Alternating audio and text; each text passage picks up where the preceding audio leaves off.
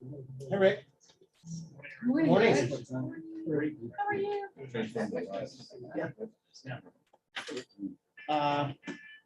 All right, well, thank you, everyone. I would like to call to, oh, wait a minute. Are we good? All right. All right, go. Okay. Action. I'd like to call to order the September 15th, 2022 meeting of the. All right, well, thank you, everyone. Every hear you hate, you hear your voice and it sounds so much different. Of the Scarborough Economic Development Corporation. Approvals. Yes, so we have you received the meeting summary. We're not going to do the financial report. Just FYI, we had a little bit of a hiccup with the bank's transition to the new owners, and they didn't have me down as the signer, the signatory on the account, and they blocked all access to it. They still had, and I don't know how, they had put Harvey's name back in. So they pulled some old records, and anyway, so that took us a while to straighten out. So Magda hasn't just got access to the accounts again Has it yesterday. been straightened out? It has been straightened out. Because I can't do anything for you anymore. I know, I I can I put you in know. touch with someone. Yeah. No, they figured it out, and we had done all of this prep work with them previous to all the accounts going online. And so we thought everything was all hunky dory, and I asked them about that. What about all the stuff we did before this? And she just said, well, that didn't work. It's only the 11th largest bank in the country. Right. I'm sure they're dealing with this on about 10 million accounts. Yes, but the local branch was very good. We sat down, and about an hour and a half, we had it straightened out, and I have been resurrected as the executive director, and Harvey is no longer able to sign checks. And I did. I said, if you guys still had Harvey there, I've been signing checks for the organization for the last, since 2013. And she's like, maybe. I'm like, they did find the paperwork, so they did have it. Something just happened in the transition to their new computers. So we'll get those straightened out and out to you this week. For the financial summary, I think the only expenses we've incurred, other than small office supplies, things like that, has been our expenses with the annual meeting. And so we're good on that, and I'll brief you more on the annual meeting in a few minutes. Just budget, everything on budget for the most part. Yes. So all we're approving right now. Summer, yeah. We have a motion to approve. So seconded. Sorry. All in favor? Any opposed? And just one question. We do have the ability now to create access for you and Jim, so you can view the account. So I'll send you guys the access there. Okay. I didn't know why I was getting emails from him Oh. and B&T or whatever. Yeah. For a while, and then I sort of figured it out and got in. So Oh, I good. have access if you need it. I was going to say that. I do find that interesting because they did not have you; they had Stu, but from 10 Jim now years has ago. access and a new vote. Right, exactly. Exactly. We haven't. Yeah. There you go. I haven't received anything, so. So, okay, we'll make sure that happens. And the other thing I just want to talk about is right now, at this point, I am the only signatory on the account, and I do intend to put Tom there just as a, as a backup, since if anything happens, the assets revert to the town anyway. So as long as we may need just to be perfectly clean, we probably should have a vote of the board to approve Tom as having access to the account and being a signatory on the account. Moved. Seconded. All in favor? All opposed? Now Tom's getting a new Now vote. Tom's getting a vote. Thank you. Thank you. that it for approval, Chair? Okay. Introductions. I don't see Nick here, but would you like to? I would like to introduce Autumn? our new, Well, Nick is mine. oh, Nick, Oh, Nick sorry, is on. hi. You. Well, Hello. Nick, Nick McGee is our new council liaison. And Nick, would you like to say a few words, or would you like us to go around the room and introduce everybody first? Yeah, I don't have a whole lot to say, but I'm thrilled to be here and kind of listen into what your monthly agendas sound like and what you're tackling for projects. So that's it. Thanks for having me. Excellent, excellent. And next in order is Autumn Spear, and she is our new Director of Planning. And we are thrilled to have her. I've been working, it's been a month now, almost a month. And she has hit the ground running, did some very good work at the last minute with Costco in terms of getting that ready to be approved. And it's just been a pleasure to have the new perspective. And I think she's going to challenge us to think about things, if not differently, at least, talking about a little streamlining. And we're working on a couple of projects that I think will be very exciting. I think for the board as well. But I'll stop there and I'm going to let Autumn, do you mind doing a little introduction of yourself? Sure. Yes, Autumn Spear, been here a month, love it, by the way. This is a great place. I've met, I think, so many different people, and everybody's been really welcoming and gotten me out there, and I'm just really excited to get more and more familiar with our ordinances and our rules and the town and how it functions. And I have over 10 years experience in planning and about 15 years experience in business. I've worked on the development side, I've worked on the municipal side. So I pride myself in trying to see both perspectives. I think that's what I always try to bring to towns and cities. I can see the full room of everyone's concerns. And so thank you for having me. Yeah, like I said, we've going to be looking at a couple of projects, specifically with the comprehensive plan. She's starting at a great time as we go into implementation. And I will tell you, like, one of the first projects that I was working on with implementation, just before Autumn got here, was really trying to lay out what our zoning ordinance has for commercial uses. And that was hysterical. And so I think this is going to be great. Hysterical because we have so many different ways to say the same thing in the ordinance, but we say it differently in practically every zone. So it's going to be, I think, pretty exciting just to do some, not necessarily changing the ordinance as to its intent, but doing that long, doing that thing that's been on our list forever, which is, I hate the word streamlining because I don't think that's a fair term, but going back and trying to make it easier to understand.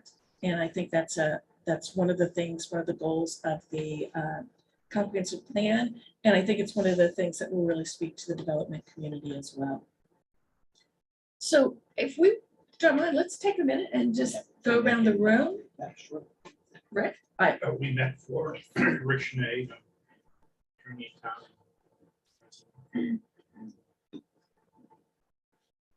Morning. She does know Tom. I'm Kevin Freeman. I'm a former board member, but now serving on the strategic plan committee. And I'm the director of business development for Landry French Construction over on Pleasant Hill Road. John Krasnick, commercial loan officer at Atlantic Federal Credit Union. Lived in Scarborough for about 11 years, been on board for about 9, I think. No. 8, I think 8, yeah, 8 or 9, and current. Say that board magic chair. number. Don't say 9. No, it's 8. It's 8, okay, good. Current chair. Nice to meet you. Nice to meet you. Jason Perkins, resident in Scarborough for over 15 years now, own Perks Beer and Beverage, retail, wine, beer, and now spirit store. That's what we're very excited about. Jim Hartley, owner operator, Pine Tree Seafood and Produce Company in Dunston. Been on the board for about 6 years, a resident of Scarborough for 10 years, and proud new boat owner. Yes. I've seen that boat, Jim. Oh. I've seen You're such that a- boat. Show up, Andrea, you show up late, you miss all the inside jokes. Gotta listen to your husband. I am Helen Stella. I've been a resident of Scarborough for almost 30 years, which is hard to believe. I am a Main Street banker for Banco Savings Bank, which is a very fancy way of saying small business lender. I'm new to the board. I've been here since May. Hi, I'm Magdalena. I'm a Karen, economic coordinator. And I'm sorry, I'm having like a little cold. Not My COVID. kids broke. We tested 3 times. Andrea Collard, I'm the marketing and life enrichment director at Piper Shores, which is and I've been in Scarborough 15 years. I've worked at Piper Shores for 19, almost 20 years, so I know Scarborough pretty well, but. And she has a new puppy. And I have a new puppy. Oh, great. Yeah. I should We'll have brought cover her. that during. I should have brought her. Yes, there you go. You've got pictures, no? I'm Travis Kennedy, Director of Public Affairs for Cumberland County Government. I've worked at state, local, and federal government now for about 20 years. Lived in Scarborough for 9 years as visitor. Alan? Yes, good morning. Good morning, Nick. Nick and I know each other. We were on the planning board for multiple years. I am now retired and very sad to say that as soon as this meeting is over, I'll be continuing to pack up camp to head home. Sorry, Alan. I know that. Labor Day comes, it's very depressing. Yeah, and thank you, Alan, for reminding us that Nick served on the planning board for many years and as chair for, how long were you chair? I can't remember. I think it was 2 years chair and about 8 years on the planning board. There you go. And it is also a small business owner as well, correct? That's Yeah. correct. I own Summit Property Management, about 7 years now. So that's really helpful. As you can see going around the room, we try to have different types of businesses represented, and certainly want to make sure that we have small business representation here as well. So I think unless there's questions from either Autumn or Nick with anyone, I think we can move on. So I think the plan now is to talk and get an update on the annual meeting. Karen will talk about sort of the program and fundraising so far, but then we also sort of need to, for anyone new to the board, typically how this works is, in addition to Karen speaking at the meeting and giving sort of an update on state of business development in Scarborough, we have awards to several Scarborough businesses. And how we typically do it is that board members present the awards. And so we can kind of hopefully today iron out who is going to announce and present the awards to each of the businesses. Exactly. And Magdalena is looking for the piece to put it up on the screen. The only reason I didn't send it is because we were still notifying one last person yesterday, and I didn't want this put in the agenda packet until everybody was notified. So that's the first thing I'll say is all of the outstanding businesses, they've been notified. Everybody is very excited. And we actually, for the first time, have we're ahead of schedule. So we have everybody who's going to be attending. And there's a nice crew from Village Center Auto and, from O'Reilly's Cure and the Borough Barbershop was just really, really surprised and very excited. So all three of the owners will be there. So I'm very pleased that there's this excitement about coming. And now that everybody has been notified, I can do a press release that can go out for next week, and it'll be right before, it'll probably be in right before the meeting. So that'll be great. So as we just talked about, we do need to look at the program. Oh, I should say fundraising is going well. We, at this point, have all of our commitments covered. We've booked the meal and all of the payments at Black Point Inn. So we're in very good shape. If we have additional funds come in, you know, we may up the hors d'oeuvres a little bit, but right now we're good. So don't worry, there'll be the coconut shrimp that everybody wants. So again, we're in very good shape. In terms of the annual meeting program, I just passed out a draft, and John is right. What we need to do is really define some of the roles. So John, usually the president will act, or the chair will introduce and welcome everybody. John Clucci's already been invited, and he will be there as the chair of the council to join you in welcoming folks. And then this year we thought we would just make it more of a, not an aside, but have somebody specifically do the sponsors, an introduction of the sponsors.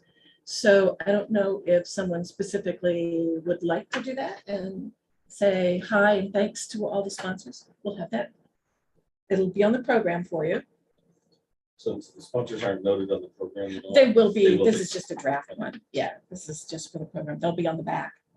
And we usually do a PowerPoint that runs during the networking session. So it runs the sponsors all the way through for that networking session. I have no ownership on any of this, so. All right, I think since you said the first words, I think you just volunteered. Travis is Mr. Sponsor. There's nothing in that. So you figured he'd volunteer from there. So Yeah. you didn't have to later. Okay. I'm just gonna do my own thing over here. And then we do have an introduction of guests, and John, that could be you coming back if you want, or if somebody really wants to. And the introduction of the guests is, it's pointing to Kevin. Single person there. Oh, if you did, well, I mean, if you want to do, yeah. No, there's danger associated with that because you're inevitably going to miss someone. Right, but we're, There's no fun to it. yeah, we're trying to do it in groups. So, you know, it'd be like, hey, this is the first time that the planning board will be able to attend if they so choose. Because normally we're doing it the Tuesday after so Indigenous Peoples Day. And so they're always in a meeting during the SEDCO meeting. So we're off cycle now. And Nick, you'll be pleased to know we're off cycle on the meeting following the Wednesday night council meetings. So I think you're good. You don't have a council meeting and then have the SEDCO meeting the very next morning. So thank you, calendar. So, all right, so Kevin will do the introduction of guests, and Kevin, I'll make sure I have this all listed out for you, point that out. And Kevin, if you're doing that, then you, since I'm next in terms of speaking, you'll introduce me as well. So what are the groups of folks that you invite? Do you invite the legislative delegation? We do. Board of Education? Yep. Senior staff? And we're comping everybody's ticket for that. So there's no more confusion on that. So yes, the planning board has been invited and will be, you know, it says right on there, if you're a planning board member, click here because it's free. It doesn't say it just like that, but close enough. Right, so then is there somebody that would like to do the introduction of the keynote speaker? I see that you have me down with a question mark. I'm happy to do it, but Okay. I would, if I could, I'd love to be able to do the award for Village Auto. Yep. And I do want other board members to be involved, Okay. so if someone else would like to introduce the keynote speaker. That's, you know. You always write such great introductions too. Okay. So- All right. And the keynote speaker is again. That is Dana Bordier from IDEX. So, and I touched base with Dana a couple of weeks ago, so he's very excited and has been working on his speech for us, so that will be good. You have to work longer when you have to do a short speech, so. All right, so then we have somebody that needs to introduce really the awards to begin with. We will still have a film that goes through each of the awardees.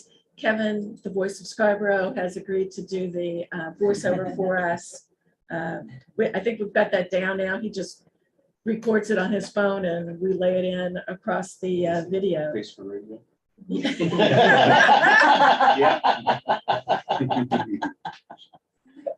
I love to tell the story of when I was the weatherman on Channel 5 in Bangor. They would put me on, if I was working the morning shift, they would put me on with the slide of the sun with sunglasses. Because back then they Yeah. didn't cut in. And if they would have shown me at that time, I would have had hair down to my shoulders and long mutton chop sideburns. What a 90s. I never knew that. It wasn't a choice. Yeah, no, it wasn't. Right. Okay, so a volunteer to introduce the awards. All right. And FYI, I always write a paragraph or an introduction for you. You don't have to use it, but I always write it in case, sometimes there's stage fright at the last minute. You just want something to read. So we'll have that covered for Very you. helpful. Stage fright, Jason. I know, I always tell the awardees, because the first thing they usually ask is, do I have to say anything? And it's like, you can if you want, but no, you can just wave and say thank you and move on, or not say thank you. It's up to you. So, all right, so Jason's going to do sort of an overall introduction of the awards and what the purpose is and why we do them. And then we'll run the video, you'll introduce the video. And then after that, we call up each of the businesses to receive their award, which by the way is already in hand. We're way ahead. You guys wrap things up so easily this year, so we're way ahead of schedule. That of course won't hold true toward the end, but for right now, we're way ahead. So we can I know John wants to do the legacy business, and that will be after the video. You're going to call them up and do a brief introduction and hand them their award. But so Jason introduces them, then the video, Yes, and then We do we the- start project of the year, or do we, yes, we're going to do, and we don't have to, we can do legacy business first. It doesn't matter. doesn't matter. Yeah. Or doesn't matter.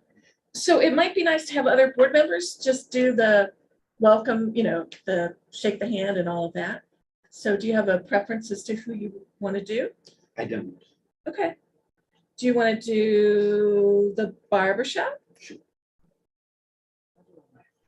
Okay.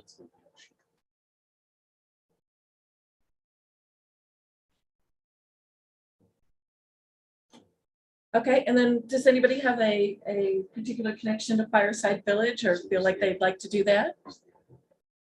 Helen, you're up with it. No, I was gonna say I have a connection to everybody else but that project. Ah. Okay, don't speak up at once, but we do need someone who wants to do Fireside Village. Do you feel comfortable? do it. Oh, good. There's Alan. Oh. Alan would do better. Do you have a connection Ellen, do you to want to do Village Auto? O'Reilly's? Because I don't, Would you like to do? Village one? Auto has been a long-time customer of mine, as is O'Reilly's Cooler, so. Why don't do we- O'Reilly? No, why don't Be we, one of them, yeah. why don't we both do village? then? Okay, Is that okay with you? Yeah, that's fine. I'm very friendly with the Rondons. Our I was gonna say. daughters were friendly growing up, and so I just wanted to, but if you've been a lender, that'd be a great probably Yeah. thing for you to do as well. Or So, Yeah. O'Reilly's, I don't. no, that's. yeah. Well, and I think that's great because I think people get very nervous and having a friendly face, is really important Yeah. when they come up. So, and if two friendly faces are better than one. Yeah, absolutely. Patrick will be nervous. Oh, yeah. pressure. Yeah, We have to pull a mic from him. Sue might, but. right. Yeah, Sue does not like the pup. She's just gonna make him do it, I'm sure. So that takes care of everybody who's gonna be on the agenda. I will get the paragraphs and the information out to you, so you've got some baseline information. And like I said, you don't have to use it, you can use your own, but, they're just, brief introductions. Most of the reasons why the board selected each of these pieces will be in the video that we'll do. Aaron, you know who's gonna represent Fireside? I think it's Tim, yeah, I think it's Tim and Tim, Jack? yeah. As far as I know, it's both of them coming. And there's a third person that's involved as well, which I was not familiar with, and of course I've forgotten their name. But they're involved with Tim. So, yeah, as far as I know, both of them are coming. And they were very pleased, very excited. Okay. And anything else worrisome about the annual meeting or? I just, Oh, yes, Maida wants to remind, we need to do a new board picture because we haven't changed the picture up in a while. So if everybody could, do you want to try to do it before? Well, it depends when people will show. I mean, if we can, yeah, maybe that's a good Yeah. idea. If everybody could show up, I think we try to ask people to show up, at least 15, 20 minutes early before 5:30. And that way we could get the a new board photo done. So that'd be great. Thank you for mentioning that. I forgot. And how about the parking issue? Is that maybe? Well, I'm not sure we have the best plan. I think what they asked of us is to encourage people to carpool. And they're saying we really don't have more than 60 spots for you. So I'm gonna try to work that out and see whether or not, hey, if everybody brings one person and we're at 100, we should be okay. We just have to work with, particularly, I think the sponsors and the award winners to make sure they're coming together. And I think the one thing that we could offer, Tom has said we can do a bus to pick up people at Ferry Beach, but I don't think anybody's going to they're not going to want to do that, is my guess, because they're going to want to leave. So I think maybe the offer would be either at Ferry Beach or at, near there is have a satellite parking and you meet your office mates and things like that. So they're not going back to the office to pick up their car, but they're at least right there, and then you can carpool in. I have not, but I've never had a good reaction from them about that. But if anybody knows them and feels like they could convince them to do that, I would be eternally grateful. Oh, excellent. That would be awesome. Thank you, Rick. So yeah, well, we've got quite frankly, I keep putting that off again. Something's gonna magically work appear. out. Yeah, it'll magically work out. That's probably not the right thinking. So we've got to button that up next week. So, other than that, any other questions about the annual meeting? I just had, I was quite taken last week when it was announced about Judy Roy passing away. Mhm. And I think it would be nice to have that included somehow. for her years of service. And it makes me think of that we really never did anything for Carol Rancourt. And Carol Rancourt passed away during the pandemic, and And Sue Ogles, yeah. Karen Sue is Sue Og. Oh, I didn't know about Hanson. Bud Hanson.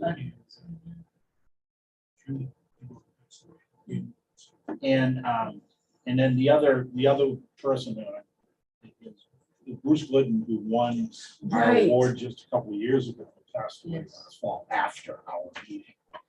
And I think that would be, I just think it would be nice to make mention, especially of the volunteers. Do you want to do that when you're welcoming the guests? Well, I guess I could, I was gonna say, if you're gonna welcome, I was gonna see if Alan, because Alan, I think, right. worked with some of them so much. So Alan, would you be willing to do a little piece on, just a little note of Judy, Bud, Susan, Carol? That's a good idea. I hope we don't miss anyone. Yeah, that's the thing, yeah. These are the AK Academy Award. I know, I know. I can't We think won't of be anybody playing any else, piano, but there won't be any sad music going. I mean, these are really Yeah. long-term community volunteers. In Bruce Glidden's obituary, they have people in little flowers donate to the Scarborough Travel Basketball, and they brought $3,000. Wow, Really? I mean, it's incredible. wow. It was very, very generous, and it really helped. It helped the season. All right, that's a great idea. And sorry, Alan, I didn't mean to volunteer you, but But just I know. be careful, because you know how I can get, Karen. Bring a lot of tissue. Yeah, Alan's gonna cry, but that's okay. That's okay. I would suggest you come up with some sort of rationale for who you're remembering. Yeah. It strikes me those that serve the community. Absolutely. especially in others. Volunteers. Yeah. Right. That's an Karen, excellent. just as a side note, I am more than happy to pick up Helen and Rick to go to the event, as we all live nearby one another. Excellent. Oh, yeah. You got a I'll be DD. at work. You but can have you wanna- have a few more if you want. but you have to work. Absolutely. Armita can catch up. That's what, that's the other thing I was. No, we gonna can, do, we can talk to figure, catch we'll up. figure it out. Yeah, Um, maybe big guy. Lives across the street. Okay, so there'll be more to come. We'll just tighten everything up really next week. And then I think we're ready to go. And I think this is pretty exciting to be back in Yeah. person at Black Point Inn. And I think this fulfills the commitment that we had in terms of the deposit that they held for 2020. And so next year we can think again about whether or not do we go back to Highland Avenue, go back to the farm, or we stay at Black Point Inn. We can just think about that for next year. I think people did really like the farm I love experience. the farm. Yeah, and it was just, I think it was one of those few times where you have a real business event that was casual. And so I think that was interesting as well. So just be thinking about that, and we've got a whole year to think about it. So Okay. are you all I set? think I'm all done. All right, well, thank you, everyone. I'm really looking forward to that. I think it's going to be great being back there. Great awards, obviously, and glad everyone's getting involved, presenting, and yeah, okay, great. So moving on, Karen, Kevin, and Andrea want to talk about strategic planning? Okay. So this, on the back of the last page, is this is very similar to what you looked at in May. The difference here is that we'd had a fifth category that were sort of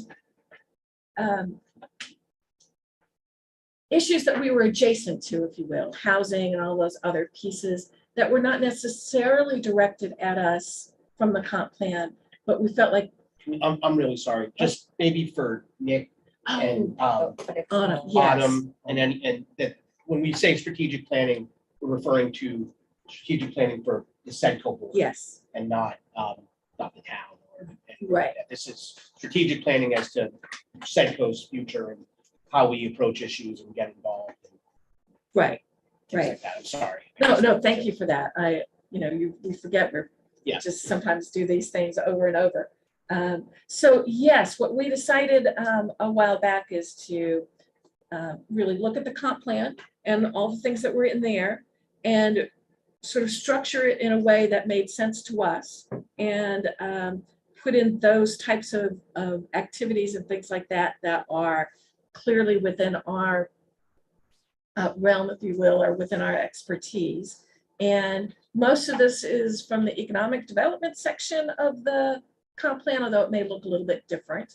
And then some of them were pulled in from some of the other areas because I feel like, there's a voice that we need to do. I was just gonna mention that all of these came out of our board retreat. Yes, And which was facilitated and somehow we arrived at a group vote. Yep. That had these as a. absolutely. So yeah, the big pieces here, the four big areas were really those top four issues that we were particularly interested in out of the retreat. And then what I've done is I've weaved back in, the detail from the comp plan that fit under each of these sections. And then I took away that last piece because I think that made some folks a little uncomfortable. But what I did is I took each of those items that were housing, a couple of other things, and I really weaved them back into, either looking at it through the eyes of competitiveness, which is something that we need to be doing, and housing, the price of housing, the access to housing. That's certainly part of sort of us assessing competitiveness for business development. So those issues weren't lost, but they were put back in the context of, what the comp plan was saying. And so this is, like I said, very similar to what we looked at before, just touched up a bit.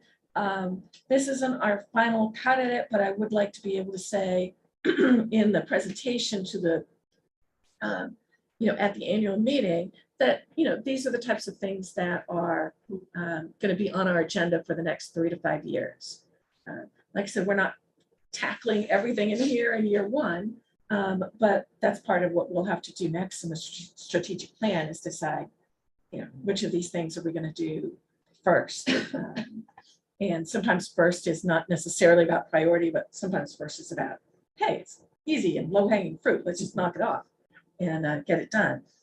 So if everybody is comfortable with these items, or if they're not comfortable with something, now's the time to speak up.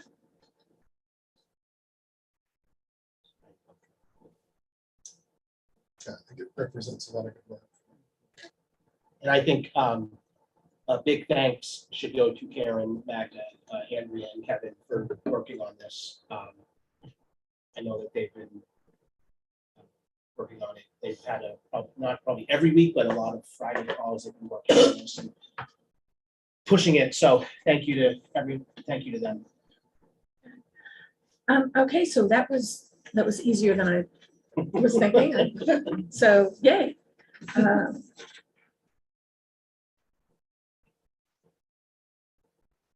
think I'm all set. I'm all set. So moving on, Karen and I think connection maybe with Tom can give us an update on and Nick, I'm sorry, can give us an update on where things stand with the Downs. Sure. I just want to make sure. I think I sent the entire board packet from the workshop to everybody, so you had the material. Tom, I might ask you and Nick if you want to Sure. sort of explain to the board or talk about what happened at the I'll give some workshop. history just to kind of frame the issue, just very quickly for those that I guess haven't been paying attention to the last, the particulars of this over the last couple of years, but late in 2020, for the first time, we ran out of permits. It was late November. And then subsequently with the recharge of the permits the new year, we ran out in about 5 weeks. So by mid-January, we were already out for the following year, 2021.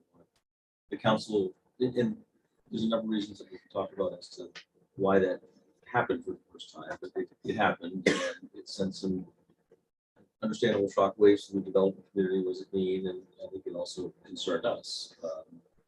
And so the council took it upon itself, and over the course of spring in 2021, worked through and rewrote the growth management ordinance and into the new one. It was in June that year, 2021.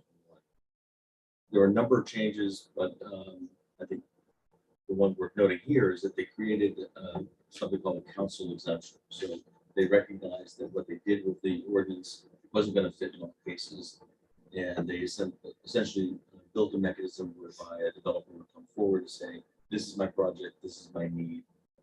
Will you give me kind of special dispensation or give me the permits to be able to execute what I'd like?" And so, kind of continuing through after the development of that the management ordinance, just that next fall, October of 2021, the Downs came forward with comprehensive exemption request, and we've been working pretty diligently ever since, trying to work through that. And there's some understandable pushback. They were looking for kind of clearance, if you will, to kind of build out the full development, and that was a longer timeline and more permits than I think we were comfortable talking about.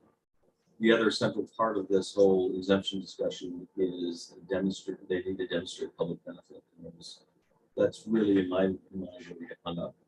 We really kind of came to an impasse that there were certain public benefits that we wanted.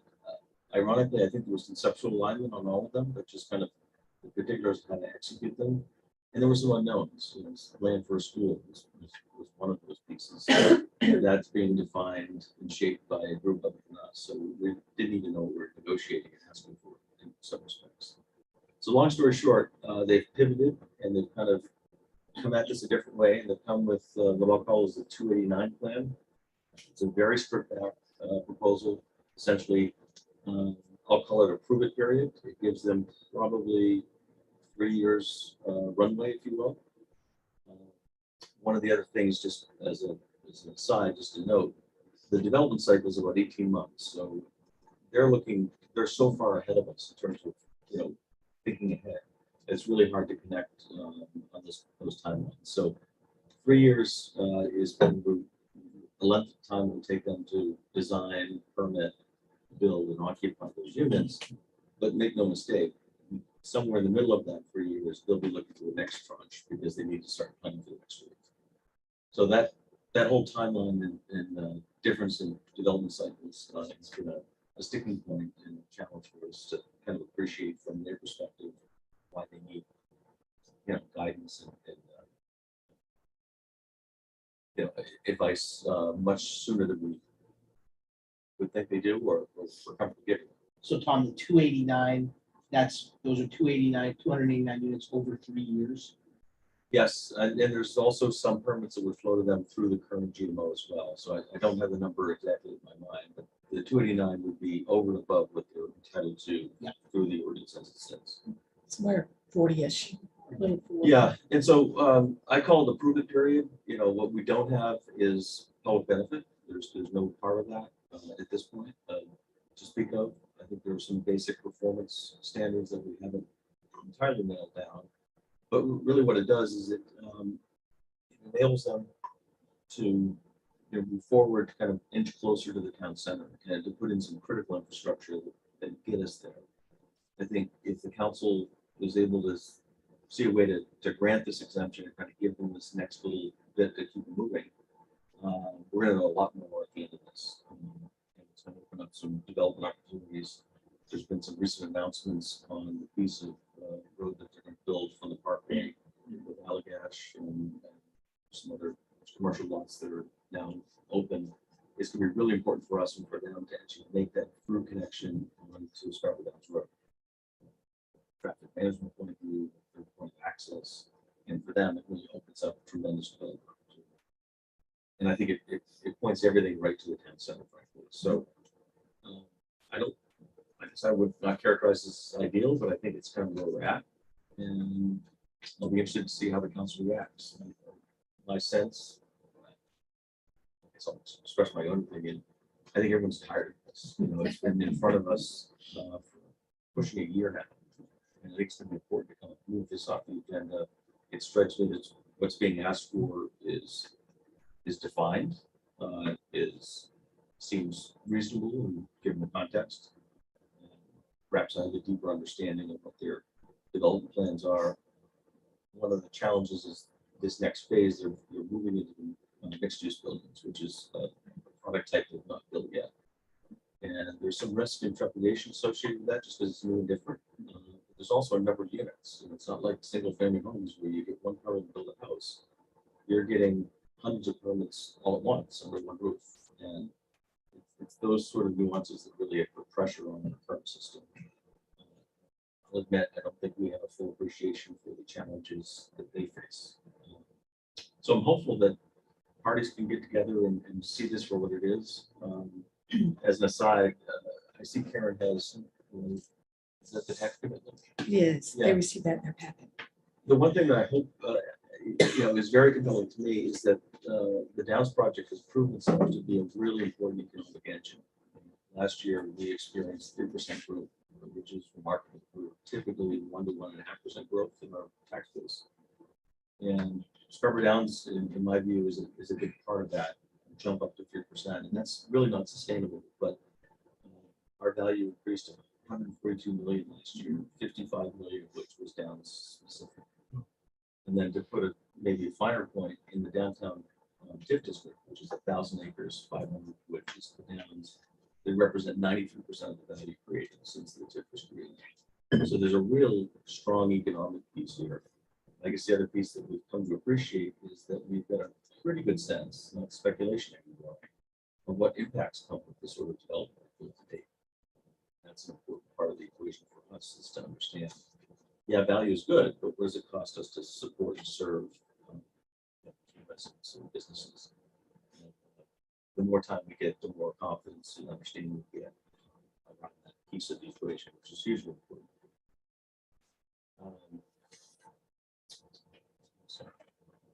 So again, I called the 289 plan.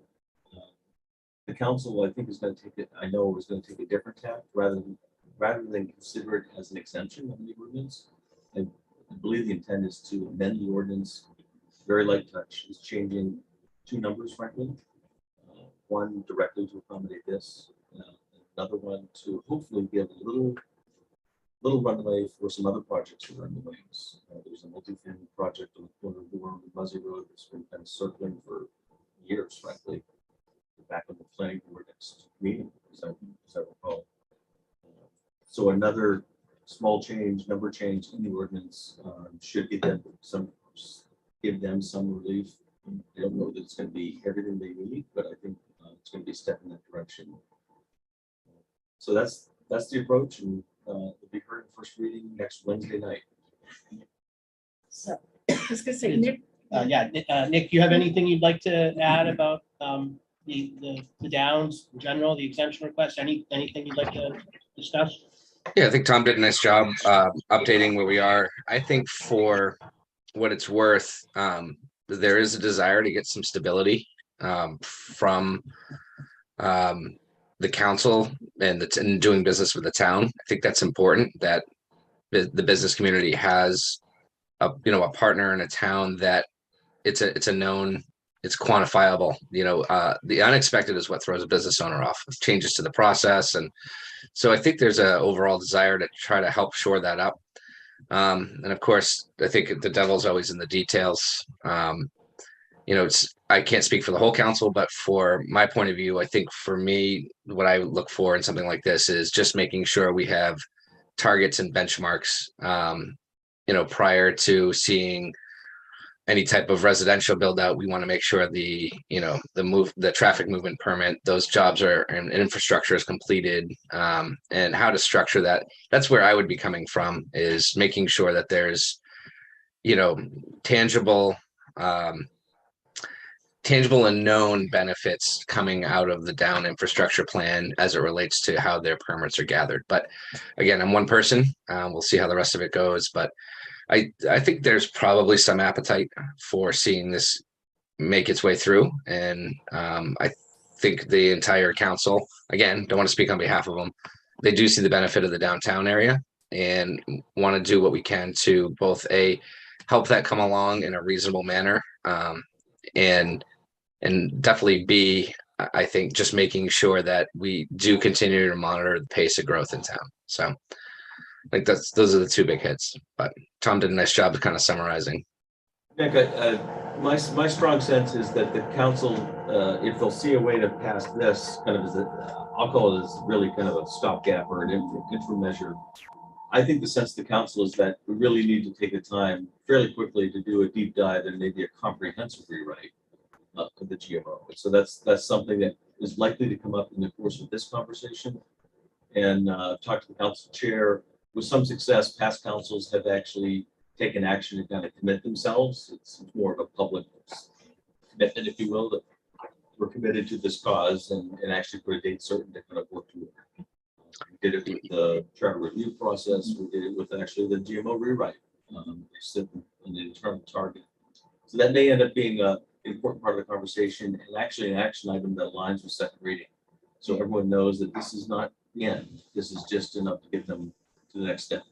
Doesn't the ordinance require them to do it every 2 years? It does. There's a built-in kind of Yeah. trigger to revisit, and I believe that will be next year anyway. So I think the time is ripe in that regard. But I think to try to take the time to do that and do that well now, while this is hanging out there, it's going to be exceedingly difficult. So I'm hopeful there's appetite to defeat a little more line here.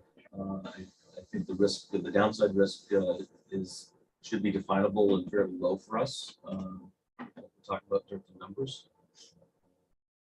Yeah, and just so, yeah, the ordinance committee has broached the GMO as a topic, and I believe you're right. There is some support for doing a kind of a rewrite, and again, with the goal of being stabilizing what the business community can expect from the town. So, Tom, can I just, I think you mentioned this, I just wanted to make sure I understood what you were saying. This 289 plan isn't technically won't be an exemption, did you say? Right, it would actually be an ordinance amendment. Okay. In the current draft, there were some special accommodations, particularly for Crossroads Planning District. So it's not Crossroads entity, it's the district, which happens to be them. And that was to allow them to get through what they had in the pipeline, and they've exhausted that. It's a matter of just changing that number to include this and then adding an expiration date to it as well. So it's a very simple amendment, and I think I hope, Nick, that will be appreciated by members of council and the public, because in the past it's gotten complicated. It's really hard to follow all the different elements. This is its elegance is in its simplicity, and some might argue that it's too simple, but I guess where we're at. Is the 289 spaced out? Number 3 years, 3 years? No, they need that level of flexibility. I think practically speaking, it will be.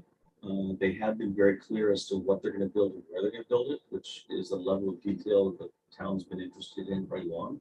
I think there's a lot of comfort that comes along with, rather than just granting a big chunk and saying, have at it. Tell us what you want to do and where you want to do it. And they've done that. And so hopefully that brings the level of comfort and understanding with it as well.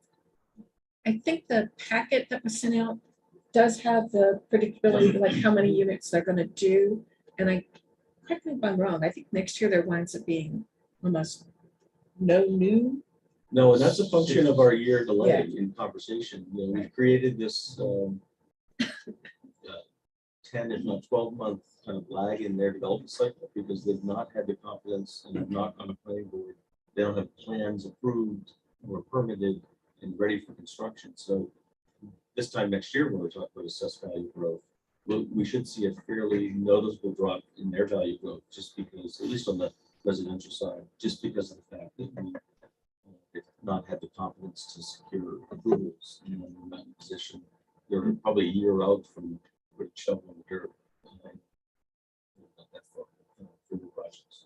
I think it was because IDEX is coming online next year, so there's a nice chunk of value there. So was it 39 million, maybe something like that? Anyway, that's all in your packet, so you can look through that. Pepper Shores will be coming on at probably full value for next year. So I think we've got some other things Yeah. elsewhere in our tax base that is going to kind of fill that gap. But Thanks for the selfishly, reminder.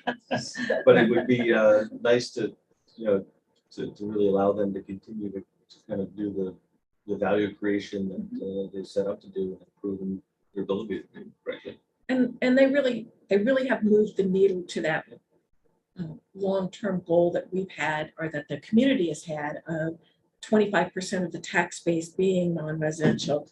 And the needle has really moved in the last few years. So I think we're a little over.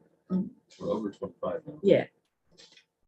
Anyway, so yeah, so they've really made some great strides. So have other areas of the town, but they've certainly made Yeah, the the most. innovation district, though, I think is to be credited. Yeah, with really absolutely. just advancing that piece of things. Absolutely. Sure. Absolutely. I'm curious of the increase in valuation. Let's see, do you know roughly how much was residential valuation? In that report, I can't. Is it in there if I didn't notice? Yeah, so total residential. Yeah, I think that's Was the total, as opposed to Oh, That's the what I'm dam. trying to I can give you that breakdown. Yeah. We can do that. We can get that. One of the information. nuances that has been a sore point for some counselors is that from an assessing point of view, multifamily apartments are commercial uses. They're residential intuitively, but they are commercial ventures. Right. And so, and that's an important distinction made in the credit history. Because there's performance standards that need to be. And that's a typical definition for commercial, for a loan. Right. For in the banking industry. And, really the reason is, it is run like a business. You control the rents every year on what's happening. So it's a business. It is, but they're Yeah. so-called, the impacts of. Absolutely, are both. really residential in nature. Mhm. So that's an important part of this conversation, for sure. And that valuation split is probably in itself just one factor, but a lot of concern about residential growth. It turns out that last year's valuation was 80% commercial, 20% municipal. That does sort of factor into this discussion about Gene Scarborough's growing too fast, which my sense is that is primarily focused on residential, True. including apartments. So it would be nice to, not that I'm trying to make the argument one way or another. No, what we knew, what we thought we knew has been confirmed, which is number of bedrooms is the key determinant for all impacts, school event, notably, but it kind of trends all the way through. And so if you're building 1s and 2 bedrooms, it's almost always a positive return on investment in terms of paying more taxes and acquiring services. So what they build matters, and that's why it's important for them to define what they're building in, so we can have a sense of that. So I guess I might ask Travis, how do you see this fitting into, the downtown committee's goals for what they wanted to do? I don't have an answer that's better than what any of you would come up with. I mean, I think the fact that they're talking about creating something real in the next 3 years is important, because that sense of like, is this going to be phased out in a way where we can start to appreciate it and enjoy it, or is this all going to sort of drop at once at some at some undefined date, was a major question for us. So hearing that there will be infrastructure, there will be at least one mixed-use building, is good. But certainly getting it in smaller bites makes it harder to understand how close this is going to hew to what we talked about, what they decided. I mean, our model has always been from day one, there's no public money going into this. So to the extent that it's all privately funded, they need the ability to produce the revenue in terms of public development to fund the infrastructure to build this out. This next phase is particularly expensive from an infrastructure point of view, just because of the density that they're building to, and the streetscape that they're going to incorporate, and some civic spaces, green space, those sorts of things. So again, they need money to fund all of that. And unless and until we're ready to put public funds in, we're somewhat we are at the mercy. Your thoughts? I was just wondering, to your point, we're at their mercy. However, Not mercy. no, I don't know. I know that. Schedule. No, Those are my words. I know what you meant. No, I know what you know, but just to follow up on that a little bit, I mean, if the 289 plan, which requires this ordinance amendment, is to pass, it's like, you know, does that give the town any sort of leverage as to what it can do versus if this ordinance doesn't? I guess what happens if this ordinance doesn't pass? But they claim that they have a number of different other development patterns that they would kind of shift gears down to, or shift to. I don't know how you characterize it, but it's likely not to be the same, you know, creating the same vision that we've been talking about. And Mostly more at a slower, single family development. very likely. Yeah. You know, they've not been really clear about that, but I think, you know, any good business developer, they've got plans B and C. But clearly their preference is to continue down this path. And as evidenced by the fact that we've been at the table for almost a year talking about advancing this issue. Yeah, and the other thing that's struck me in talking to a lot of residents, you know, over the course of experience is that, you know, today they've done some interesting things, but there's not much there for the average Scarborough resident, right?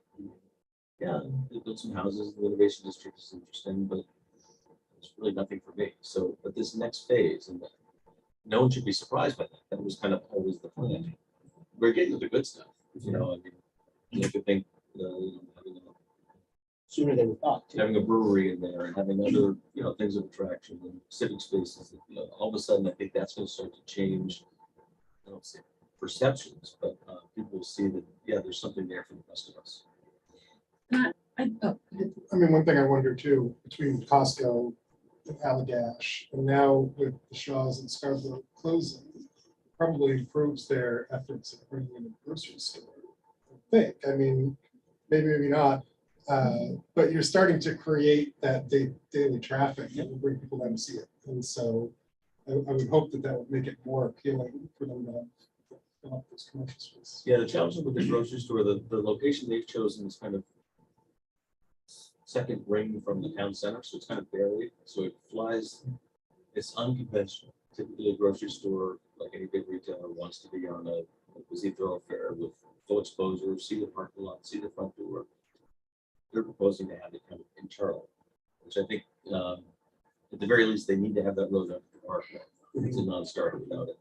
But even then, I think it's a tough sell to many of the large conventional supermarkets because of where they're looking to look. And the only reason that Shaw's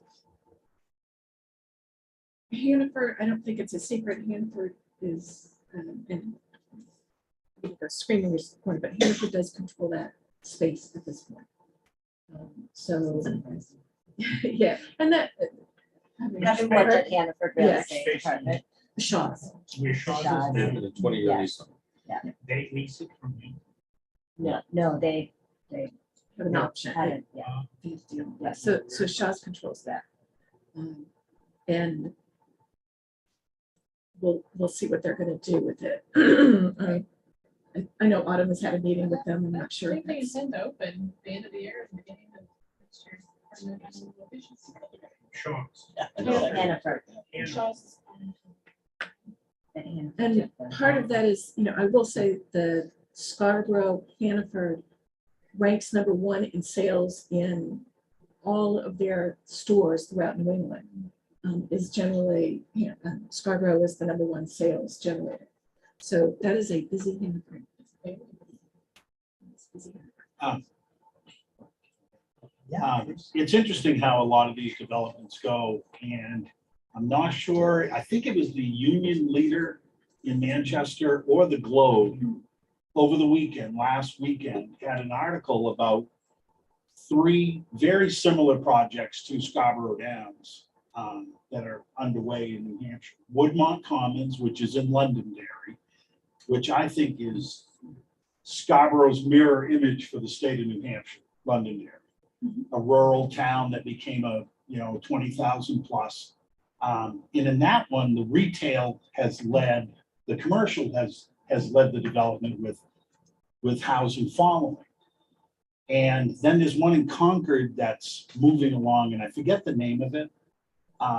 But the redevelopment of Rockingham Park in Salem, New Hampshire by Joe Farrow, the guy that owns Tuscan Village. I mean, that thing is like incredible.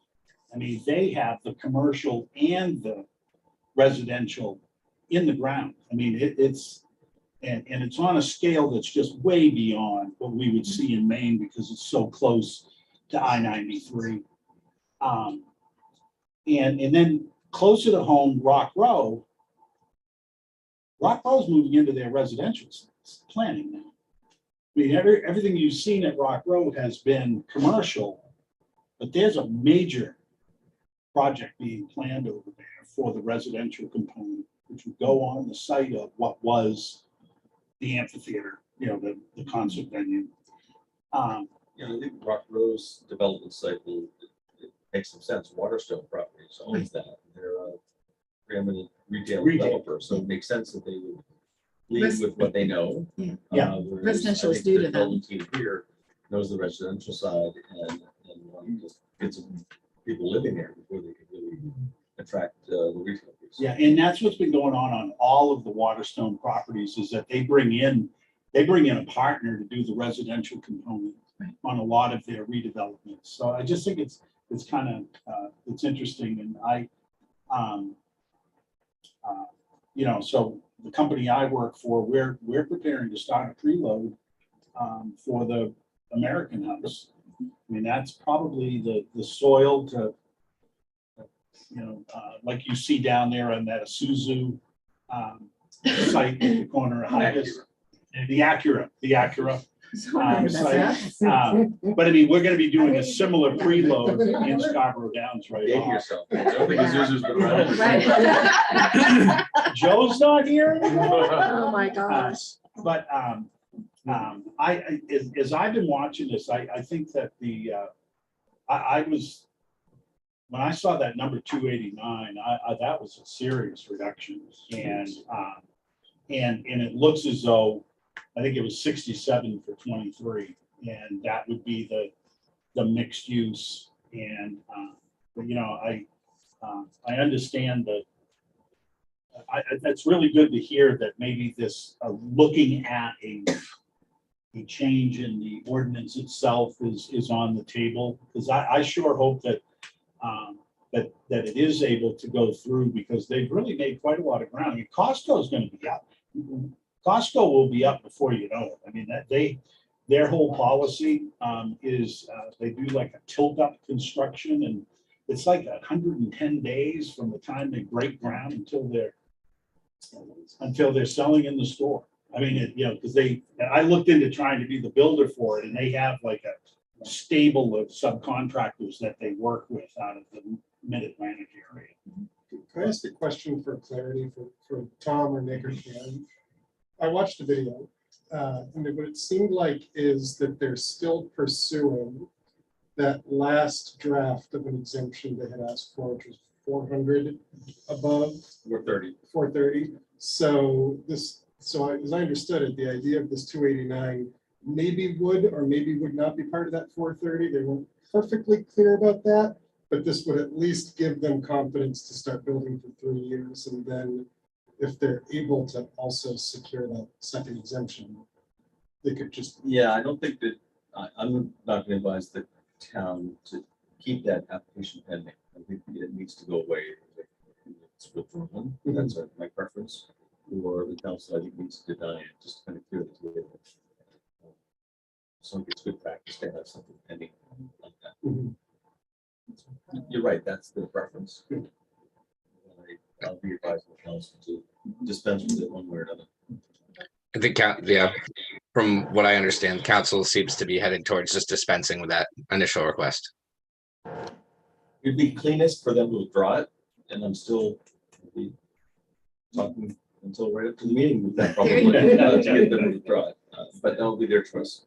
So I just want to say we've got 15 minutes left, and I do want to just let, whether it's to continue talking about the downs or if anyone has anything else they want to say in terms of the board member roundtable, I just want to, say that we can, if anyone else wants to talk about anything else, Jason, or, we can, or we can continue to talk about this at this point. Yeah, just for everybody's benefit, we used to start out with just a roundtable, everybody saying what's going on with their industry. And we obviously learn a lot from that. In the last couple of meetings, we've been putting it at the end just because we had a pretty packed agenda. So Nick and all the folks knew, next time we'll ask you to give your perspective of what's going on in the community and what you're seeing out there, because that's how we learn about what's going on in the community. Is everybody going out and working their communities and bringing it back to the table. The one last thing I do want to say about the downs is I do want to point out, it does take a long time to do these attraction processes for the companies. Like, I just want to look at Allagash for a second. Jay and I met with Allagash more than maybe a year and a half ago, 2 years, something like that. So it takes a while to get them to the place. So these things don't just happen overnight. And I just want to make sure, I think everybody knows that. I mean, how long it takes in terms of the commercial loan process, getting all the information and what they're trying to do. So nothing happens overnight. And I also want to make sure, Nick, you're going to be the council liaison for the Downs as well, correct? Yes, that is the rumor. But that's all we go on. We go on rumor. No, it's official. I'm the council liaison for the Downs for SEDCO, and I'm on the ordinance committee. And then fair housing too, I believe. Well, so thank you everyone for the update on the Downs. If anyone has anything they want to update on their respective industries or companies, that's great. All I can really say for Antic, and I think Colin could say the same thing, is I think the biggest thing in terms of lending that we're watching are interest rates. They're continuing to go up. I think if you saw the inflation numbers yesterday, you started to read that the Fed could have an even larger interest rate hike at the next meeting than what they've been doing. So interest rates are definitely going up. To be honest, we're not really seeing any sort of a decrease in financing requests. People are still looking. People are still looking to borrow. People are still looking to build. People are still looking to refinance. I mean, commercial rates are probably 3% higher than they were. Yeah, or even less than that. And but correct me if I'm wrong, from a historical perspective, they're still fairly. I know we all have a short view, right? We know they were 12 months ago, but historically, but they've been low for a long time. Yeah. But I agree with you, Tom. I mean, I like to tell people my husband and I, our first mortgage was 16.9%. Yeah, you're happy to get that, We right? got a deal because I worked at the bank. So, I think people need to put it in perspective. 5-6% is really not a big deal. But when it was 3%, people still sort of have that stuff in their heads. What's surprising me that I'm seeing is a lot of young women starting businesses. And I think that is a reflection of the pandemic. I think a lot of them were impacted by the schools closing and all of that stuff. And so they are taking their lives into their own hands and starting their own businesses so that they can control things a little bit more, which is fantastic. One question for you. Does the board want to make any comment on the Downs piece, or we're sort of happy with where we are? So I know we've talked about giving feedback, but it does sound like they're I mean, I don't know, I'm open, the time we have left to discuss it. I guess I would maybe ask Tom his thoughts on it. I mean, it sounds like there's a plan. The original exemption request is going to be going away, and there's this new ordinance. It sounds like, I mean, I would say that I support it, but I don't know. Yeah, Do you have any thoughts? Do you have any thoughts, Tom? well, I know this board has been kind of watching this closely and kind of being careful about choosing a spot. And frankly, I think this is a point of some frustration to the entire community that there's nothing, this is the first time something actually tangible is going to be in front of council. And so it's now appropriate for folks to react to it. Everything else has been kind of either a request and conjecture and conversation around it. So if there's a time, it's now. I think what I would suggest to this board is continue watching, let it go to first reading, get a sense of where the council is, and You said first reading is next week. next week. So Yeah. you'll get a pretty good sense of whether, there's headwinds or not, or whether then is the best time to decide whether you want to weigh in officially as a board. Is they'll set a public hearing next week, or they're going to do a public hearing next week? My guess, and I don't know if the council will support it, I know that the developer's anxious to get this behind them. So I think they're going to be pushing for a combined public hearing and second reading on October 5th. So some might say it's being fast tracked. I think the developer would remind us that it's almost a year in process. So Let's get them all in a really good mood Yeah. at our evening dinner. There you go. So Karen, maybe you can provide some sort of summary of the first reading Absolutely. and on the reaction of the council. And we can decide at that point if we enter a letter, have someone speak at the second reading. And we can at my email. I don't know what the meeting before then. But, Yeah, let's not So take a vote at the second annual reading. meeting. yeah, right. Yeah, right. The night after. The our night annual after. meeting. Is everyone comfortable with that? Yeah. That Yes. that approach. Yes. the downtown committee may want to have a comment as well and expand it. Yeah, I mean, we haven't talked to each other since the day. It's high time. But I mean, I'm happy to circulate whatever you develop today. Nothing in Madison. Washington.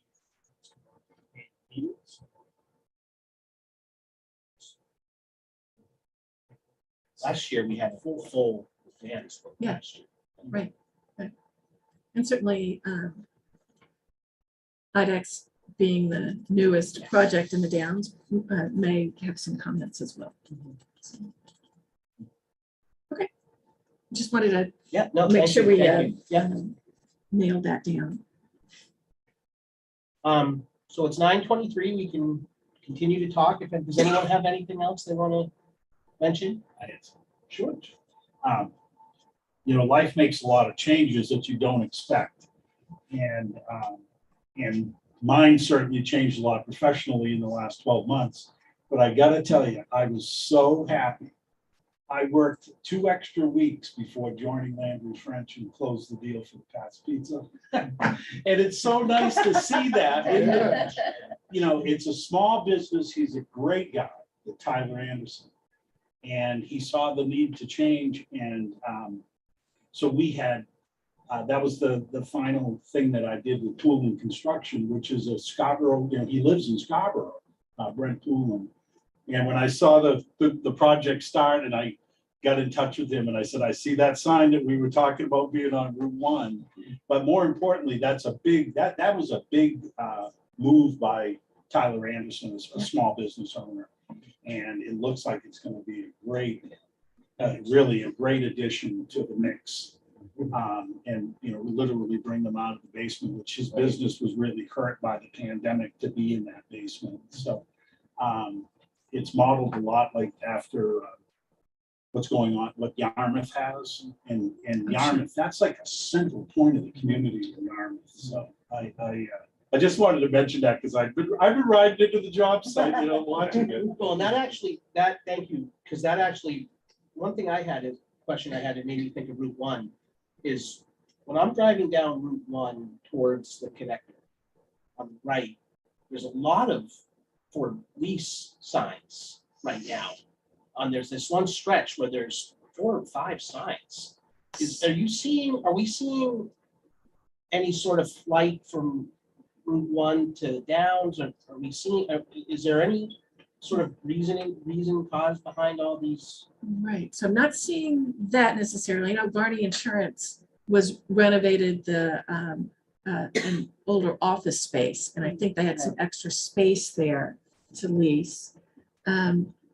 I think the question is still up in the air about what's going on with office as people are they coming back to work or are they not? And I don't think we've felt the whole impact of what's happening. I haven't necessarily seen wholesale changes in existing office buildings, although the so-called the Spectrum building where the engineering folks were over by Target. I'm not sure what's going on there. Last time I called them, they were like, nobody's supposed to know about that. Okay, just checking You in. mean the Solely building? Yeah. Oh, no, Yes, okay. there's something Yeah. going in there. That is going to be, there's a business going in there. And I forget it, it's got something to do with healthcare. Because everything has to do with healthcare now. Yeah, it's, I've heard a rumor that the Willowdale Golf Course was up for sale. Is that a rumor or is that? As far as we know, it's a rumor. Yes, no, I Because spoke they directly just to paid, Bob. because they just paved all the golf. I spoke directly with the owner about 6 weeks ago. That came up as a potential site for a school site. So I inquired officially in that capacity. He made it absolutely clear that he's Not interested. 67 years old, that's nothing more than cut grass and break Yeah. bunkers. Gets to do it for the rest of his life. And Tom decided he wanted to try to get a job there, Well, right? that's- Yeah, how do you hire it? So I was like, all right, so now I'm gonna have to buy it. Yeah, right, yes. The two of them back Yeah, up. we're to gonna it. buy your house and have a road with the buses coming straight. Oh, man, eminent domain. isn't the Route 1 somewhat, because Hospice of Southern Maine had so many offices sprinkled Right. about on Right. that part of Route 1. Yeah. that, they've now taken it all down to their new Right. building. Just curious. Yeah. Just curious. There's several. Yep. Down near Mr. Bagel, that area, Yeah. just a lot of, I just noticed it one day. Any word on Wendy's?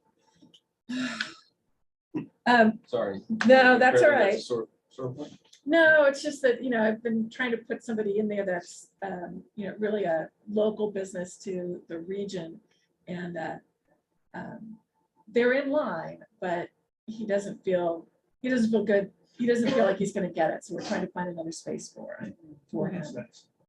I'm sorry, what? Oh, the Full? Foley's, yeah. You said in line, is it first in line, or is there someone?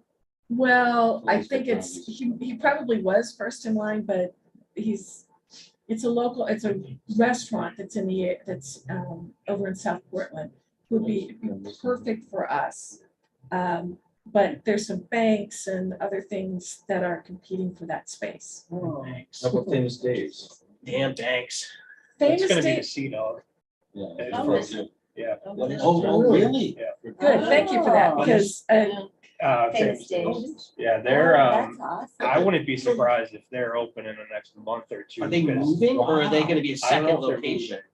Because they're over in South Yeah, Portland. they've been working all night long on that Seen building. dumpsters up Yeah. there. It's already Wow. painted. yeah, well, I couldn't figure out, because I kept seeing a Famous Dave truck there. I'm like, Mhm. are they coming back or, Yes, yes. So I don't know if they're moving South Portland or if it's just another location. That's Because they got what's 2 going in South Portland, right? Yep. Yeah. Oh, yeah, they had. They have one. They had the Yeah, bowling alley. Yes, that's right.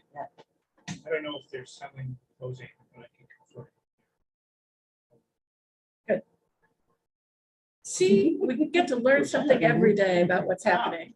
Everybody brings this to the Wow, table. that makes sense. All right, well, it is is 9:29. Does anyone else have anything? We don't Anything have else? anybody online, right? For, there's no I'll public- mention super briefly, it's really exciting that Allagash is moving to the Downs. Not caught up in the story, there's a little building behind Allagash that is a clinical pharmacy that prepares very complex IV medication, everything from nutrition to end of life, the key healthcare partner in the region. They're moving to Scarborough Downs, which is especially exciting for the Kennedy family, because my wife is a pharmacist there, so her commute just went from more than 20 minutes to less than 5. But they're a great thing to have because they really do supply key home and hospital healthcare for people all over the world. And there are a couple of other businesses in that building as well. So they're also, their home office is in South Borough neighborhood. They're moving that over. So they're consolidating their home office plus their lab work. Is this yet to be built, or is this innovation? It's framed up. It's Innovation District. It's like lot 51, so you can see the shell of it. And then we'll spend the next probably year building that because it's a clean. It's down, you take the right and right after. There's I can't remember any of the names of the businesses, but right before you get to like the IDEX stretch, take a right. So Center Street, maybe you're steering. Oh, right by where Squaw Builders is, like taking a right. Yeah, like just Yeah. steering Just towards past the the- downtown. We're zoomed in and your tubs is on your left. Oh, wow. Was it that big one, that big? There's a big shell that's in there. Is that shell? It's 30,000 square feet. I Yeah, think, that's and a it's all big- gonna be made. Wow. Good for you. So, and there doesn't appear to be any public online, so we don't have to do more public comment, but We should do adjourn. Seconded. All right, well, thank you, everyone, for Thank coming. you. Thank you, Alan. Thank you, Nick. Thank you. See you at the meeting, folks. No, you go, I'll call. Yeah, I actually